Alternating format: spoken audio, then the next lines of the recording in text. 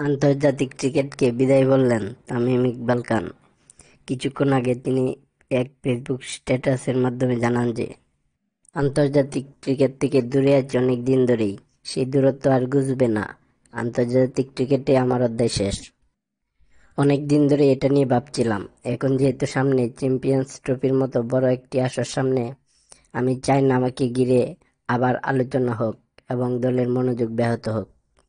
এটা অবশ্য আগেও চাইনি বলেই অনেক আগে নিজেকে বিসিবির কেন্দ্রীয় চুক্তি থেকে সরিয়ে নিয়েছি।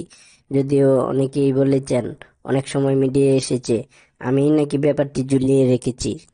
কিন্তু বিসিবির কোনো ধরনের চুক্তিতে যে নেই, 1 বছরের বেশি সময় আগে যে নিজ থেকে সরে দাঁড়িয়েছে, তাকে পরিকল্পনায় রাখা বা তাকে নিয়ে আলোচনারও তো কিছু নেই।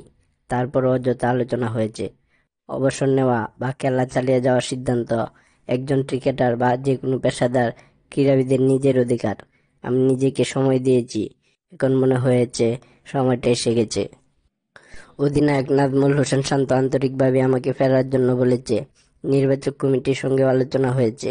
আমাকে এখন উপযুক্ত মনে করার জন্য তাদের প্রতি কৃতজ্ঞতা। তবে আমি নিজের মনের কথা শুনেছি। 2023 বিশ্বকাপের আগে যা হয়েছে আমার জন্য তা বড় ধাক্কা ছিল।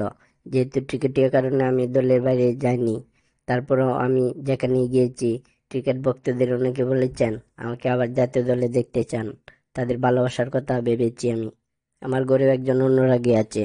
আমার ছেলে কখনো আমাকে সরাসরি বলেনি, কিন্তু তার মাকে বারবার বলেছে বাবাকে আবার দেশের জার্সিতে খেলতে দেখতে চাই।